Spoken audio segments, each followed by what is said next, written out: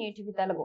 ఇటీవల బంగాళాఖాతంలో జరిగిన 5 వేర్వేరు సంఘటనల్లో తమిళనాడుకు చెందిన 24 మంది భారతీయ మత్స్యకారులకు సంబంధించిన సంఘటనలు తీవ్ర ఆందోళన కలిగిస్తున్నాయని జనసేన అధినేత AP deputy CM Pawan Kalyan అన్నారు. ఈ తరహా ఘటనలను స్నేహపూర్వకంగా పరిష్కరించుకోవాలని ఆయన ఆకాంక్షించారు. ఈ విషయంలో తక్షణం జోక్యం చేసుకోవాలని విదేశాంగ మంత్రిత్వ శాఖను కోరారు.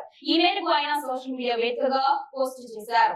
నాగపట్నం జిల్లాకు చెందిన ఈ మత్స్యకారులు సముద్రంలో జరిగిన ఘర్షణల కారణంగా ఇబ్బందులు ఎదుర్కొన్నారని, గాయపడ్డారని తెలుసుకోవడం బాధాకరం. భారతదేశం, శ్రీలంక మధ్య దీర్ఘకాలంగా కొనసాగుతున్న స్నేహపూర్వక సంబంధాల దృష్ట్యా పునరావృతమయ్యే ఈ సంఘటనలు గమనించి ఈ పునరావృత పరిస్థితులను స్నేహపూర్వకంగా పరిష్కరించాలని విదేశాంగ మంత్రిత్వ శాఖను కోరుతున్నాను అని పోస్ట్ చేశారు.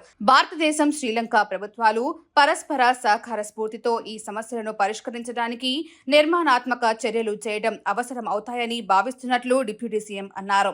ఇరువైపులా మత్స్యకారుల భద్రత, గౌరవాన్ని నిలబెట్టడానికి నిరంతర ప్రయత్నాలు చేయాలని విజ్ఞప్తి చేస్తున్నానని పవన్ కళ్యాణ్ పేర్కొన్నారు. కాగా రాజధాని అమరావతి ప్రపంచ స్థాయి సర్వశ్రేష్ఠ రాజధానిగా నిలుస్తుంది. కేవలం ఆర్కిటెక్చరల్ కాంట్రాక్ట్ జంగిల్లా కాకుండా జవాబుదారీతనానికి, న్యాయానికి, ప్రజాస్వామ్యానికి ప్రతిష్టగా నిలుస్తుంది.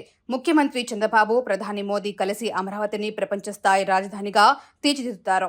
మన యువత ఉద్యోగాల కోసం బెంగళూరు, చెన్నై, హైదరాబాద్ లాంటి నగరాలకు వెళ్లాల్సిన అవసరం లేకుండా అమరావతి అవకాశాల రాజధానిగా నిలుస్తుంది అని ఉప ముఖ్యమంత్రి పవన్ కళ్యాణ్ ఉద్ఘాటించారు. రాజధాని కోసం భూములు ఇచ్చిన రైతుల త్యాగాలు, జగన్ హయాంలో వారు ఎదుర్కొన్న కష్టాలను ప్రస్తావిస్తూ ఉద్వేగంగా ప్రసంగించారు.